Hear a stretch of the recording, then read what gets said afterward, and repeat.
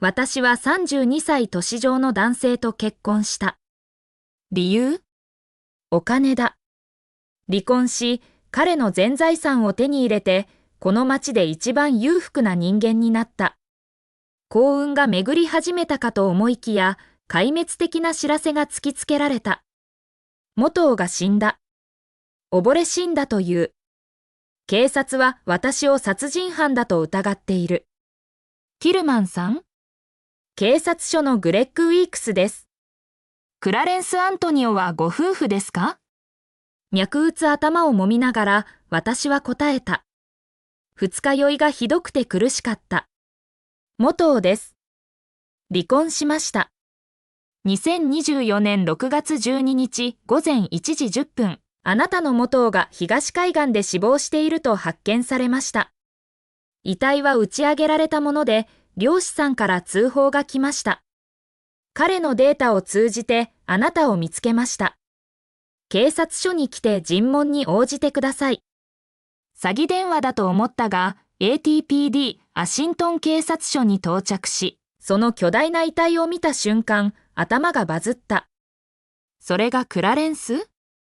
と心の中で思った。グレッグが告げた。目撃者の話によると、クラレンスは深海エリアに入る前に安全装置を一切装着していませんでした。殺人の痕跡はないため、自殺の可能性があります。ティルマンさん、あなたは彼が死亡する前に最後に連絡を取った人物です。話しているとき、何か異常な様子はありましたか？若い刑事のケーレブ・ジンマーズがコップ一杯の水を渡してきた。一気に飲み干したが、喉は依然として乾いていた。呆然としながら私は頭を振った。いいえ。クラレンスは昨夜のビデオ通話中にその官能的な光景を見ていた。それでも彼は優しく私を見ていた。まるでこの世のどんなことも彼を怒らせることができないかのように。グレッグが言った。被害者の友人の話によると、離婚手続きは3日前に正式に完了し、あなたとの通話後すぐに消息を絶ちました。最後に誰かが彼を見たのは、深海エリアに入る前です。紙コップを握りしめると、シワが寄った。私が殺したと思っているの？防犯カメラの映像と目撃者の証言から、殺人は除外されます。ただし、教唆は除外されません。通話中にあなたとクラレンスは何について話しましたか？教唆？52歳の成功した実業家が大学生の女の子に言われたからといって自殺すると思うの？グレッグは厳しい目線で私を見た。クラレンスが死亡する前に話をした全員を尋問します。これが手続きです。ご協力をお願いします。そんなに話してもいませんでした。ケイレブが防犯カメラの映像を再生した。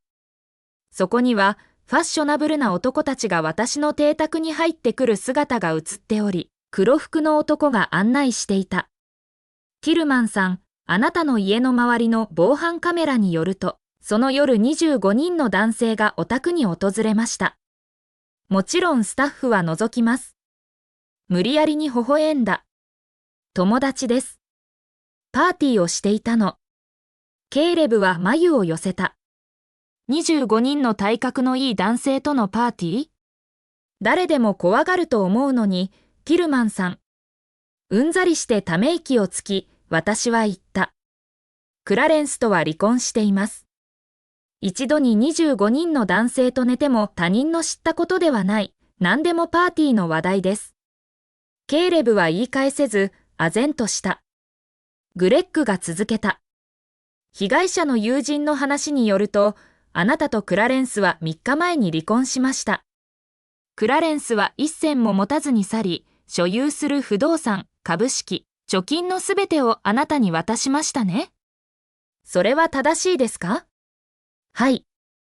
クラレンスはアシントンで有名な実業家でした。あなたはアントニオコーポレーションの経営に一切関与していません。これは通常の離婚協定と大きく異なります。第2は過去。さらに疑わしいのは、手続き完了後3日以内にアントニオ氏が死亡したことです。ティルマンさん、離婚の経緯と協定内容について説明してください。ケーレブはファイルを目的のページにめくった。刑事たちが最初に報告書を手にしたとき、ケーレブの同僚たちはジェシカ・ティルマンが何らかの呪いをかけたのではないかと疑った。クラレンスは億万長者だった。それにもかかわらず、結婚前に婚前契約書に署名していなかった。離婚協定ではすべてを元妻に渡していた。頭がおかしくなったに違いないと彼らは言った。私は黙っていたが、ドレスをしっかりと握りしめていた。グレッグは少し激しい目線で私を見た。ご協力をお願いします、ティルマンさん。震えながらも私は大声で言った。彼が浮気したからです。浮気した人は裏切られた人に持ち物のすべてを渡す。それが条件で彼は承諾しました。何か問題があるの？ケーレブは速やかに報告書を確認した。この規模の金銭トラブルはニュース各社が大騒ぎにするだろう。グレッグは同僚たちを見たが、彼らは頭を振った。アシントンの法廷は最近、離婚請求を受け取っていません。裁判外で和解しましたか？視線をそらした。弁護士をつけて手続きをしました。グレッグはしばらく沈黙した。あなたが言うところによると、クラレンス氏は承諾したのですか？と尋ねた。白眼を翻して私は言った。契約書に署名したのは誰だと思うの？刑事たちはそれに対して言い返すことができなかった。彼らの疑念を非難するつもりはなかった。私は確かにクラレンスのお金が欲しかったが、彼が持ち物のすべてを渡すとは思っていなかった。これは彼の財産の一部に過ぎないのではないかと疑った。残りのきっと莫大な額の財産は彼が飼っていた愛人に渡したに違いない。尋問はしばらく続いたが、ついに私は釈放された。尋問室では困惑したケーレブがグレッグに尋ねた。グレッグ、裕福な実業家が、元妻が家で25人のスーパーモデルとパーティーをしているのを見たからといって自殺すると本当に思う？グレッグは眉を寄せた。思わない。だけど、それが事実なんだ。まあ、思われている限りは。どうでもいい。通話内容を入手すれば、ティルマンさんがクラレンスに何を言ったかわかる。家に帰ると、私はベッドルームに大股で向かい、戸棚から結婚写真を探し出した。ガラスが指を切り、血しぶきがクラレンスの汗た顔に落ちた。血を拭き取ろうとしたが、傷口が悪化した。結局、血が至るところに濡れた。なぜか、血の膜越しにクラレンスが見えただが、それは彼の遺体の姿だった。膨らみ、グロテスクな姿。後ろに這い退った。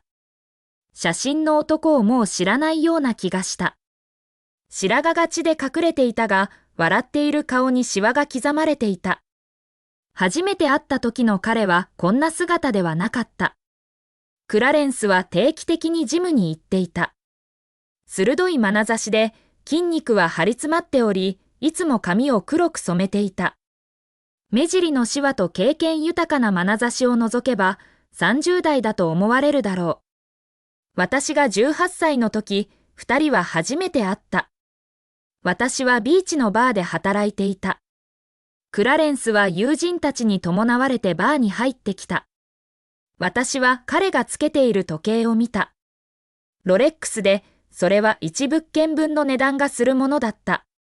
すべての女性が獲物のように彼に目をつけていたが、私の方が早かった。洒落た格好で彼のもとに近づき、高価な酒を提供した。若い男性はいつも金銭にケチったが、年上の男性はその逆だ。ここで働いて日が浅かったが、この酒の売り上げから得られる手数料だけで1ヶ月暮らせると知っていた。クラレンスのすぐそばに座り、少しかがんで胸元を見せた。一杯いかがですか、さあ。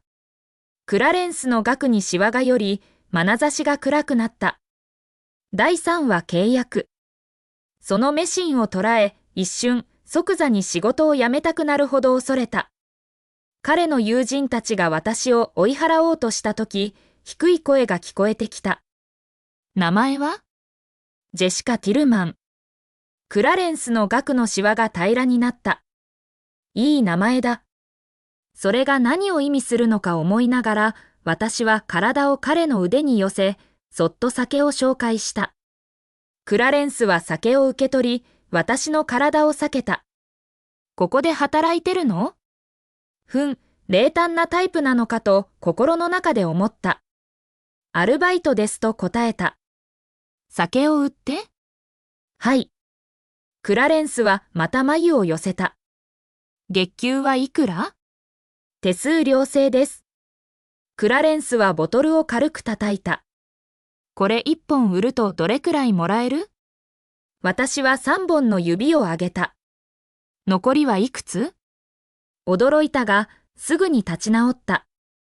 人気商品なので残り10本だけです。でも、一番の一品もあります。こんな額ですと身振りで示した。